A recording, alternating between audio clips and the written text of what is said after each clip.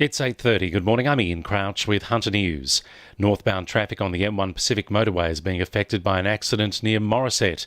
A truck has overturned at the off-ramp to Mandalong Road with emergency services at the scene. The accident has partly closed the off-ramp, but traffic is still able to get through.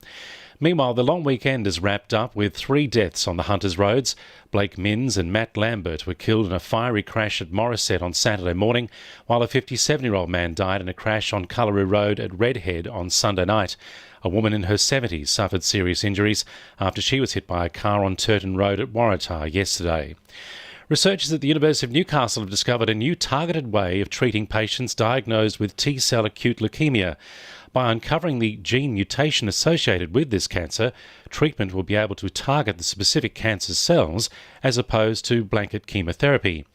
Cancer Institute fellow Dr. Matthew Dunn says this new treatment should hopefully increase long-term survival rates and reduce chemo side effects. By understanding exactly what's driving the cancer cells, we can then reposition precise medicines that are going to be selective for the cancer rather than using blanket chemotherapeutics that wipe out all rapidly dividing cells.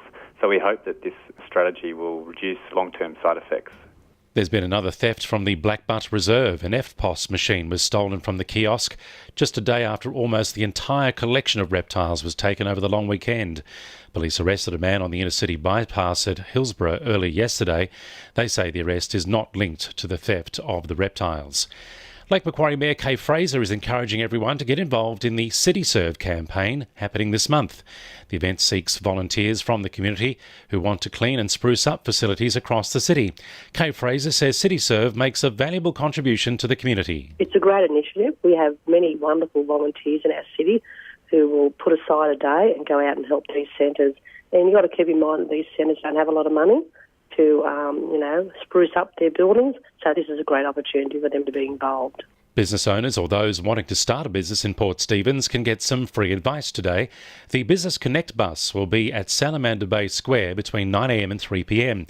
Economic Development Project Officer Emma Wiggins says qualified business advisors are on hand to help out, but it's best to book online if you can. Individuals are best to jump online and to book. So there is a booking link through the Port Stephens Council events website calendar that we've got up at the moment. So that would be your best bet. So there are sessions available between 9am and 3pm. If there are any vacancies, walk-ins are not a problem on the day to come up and have a quick conversation.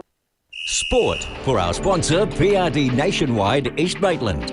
The A-League season's officially being launched in Melbourne today. The Newcastle Jets opened their season on Saturday with a first-round clash against the Mariners at Central Coast Stadium.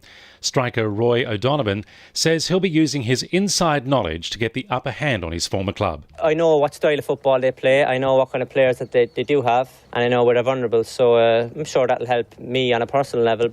Melbourne Storm forward Slade Griffin is reportedly heading to Newcastle after playing off the bench in Sunday's NRL Grand Final win. The Knights are yet to confirm the signing of the 26-year-old, who's believed to put pen to paper on a 2-year deal. Griffin's Wikipedia profile already lists him as a Knights player. And Newcastle figure skater Kaylani Crane is heading to the Winter Olympics in South Korea in February after a narrow win in Germany in her final chance to book a place with the Australian squad. And the winning numbers in Monday Lotto are 26, 7, 12, 17, 29 and 36, and the supplementaries are 6 and 31. 2NURFM News Time, 26 to 9.